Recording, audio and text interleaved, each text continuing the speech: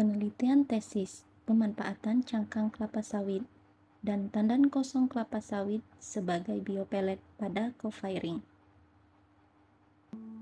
Dosen pembimbing 1 Profesor Dr. Insinyur Rusdiana Sari MSI. Dosen pembimbing 2 Dr. Insinyur Lela Kalsum MT. Dengan mahasiswa peneliti Rizka Maladiana.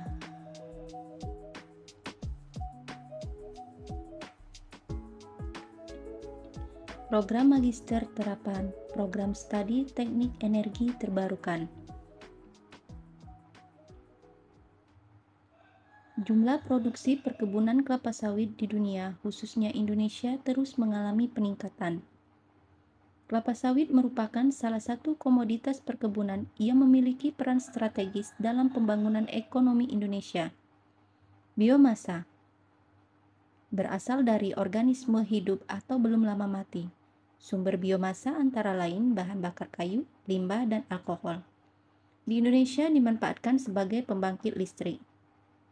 Bahan bakar pembangkit listrik tenaga uap dengan menerapkan teknologi substitusi batu bara dan biomasa yang disebut dengan co-firing. Apa itu co-firing? Co-firing adalah istilah yang digunakan untuk menggambarkan hubungan bahan bakar sekunder dengan bahan bakar primer menggunakan peralatan pembakaran yang sama. Aplikasi co-firing umum digunakan di pembangkit listrik tenaga batu bara, di mana penggunaan batu bara dilengkapi dengan biomasa. Salah satunya adalah biopelet. Biopelet adalah jenis bahan bakar padat berbasis limbah biomasa yang berbentuk pelet, yang memiliki keseragaman ukuran, bentuk, kelembapan, densitas, dan kandungan energi.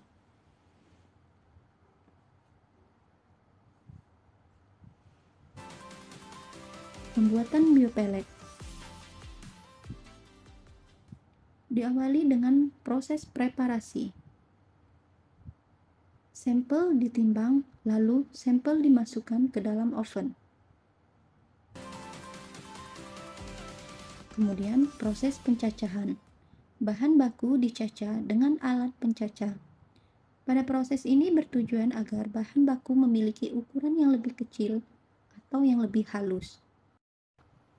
Lalu proses pencampuran antara cangkang kelapa sawit dan tandan kosong kelapa sawit. Kemudian dilakukan pencetakan biopelet.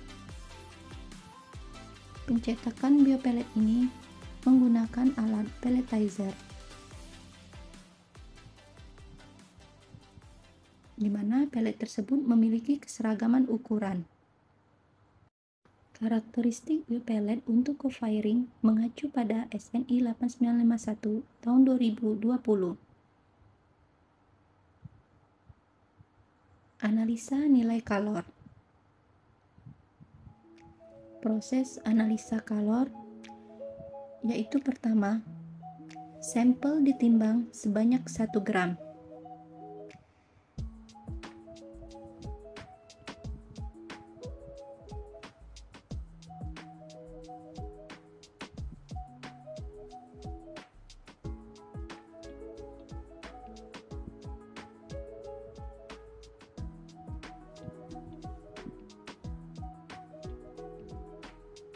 Lalu kemudian hubungkan kedua kutub bom kalorimeter dengan 10 cm kawat pembakar. Kemudian masukkan ke dalam bom kalorimeter.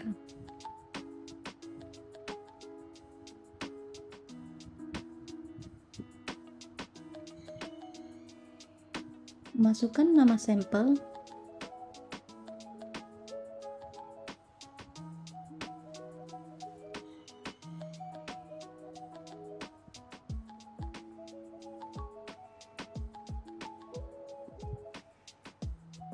lalu atur skala initial balance. Pengukuran secara otomatis dilakukan untuk mengukur suhu awal, kenaikan suhu dan nilai kalor dari hasil penembakan dalam bom kalorimeter.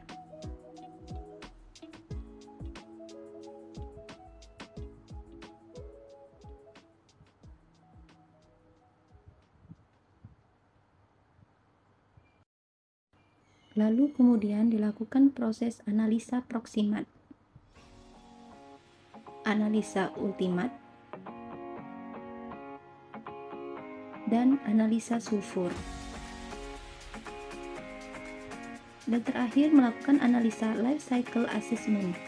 Penelitian ini telah dipublikasikan dengan judul The Effect of Palm Cell and Empty Fruit Bunch Composition Ratio on the Quality of Biopellets for Co-Firing.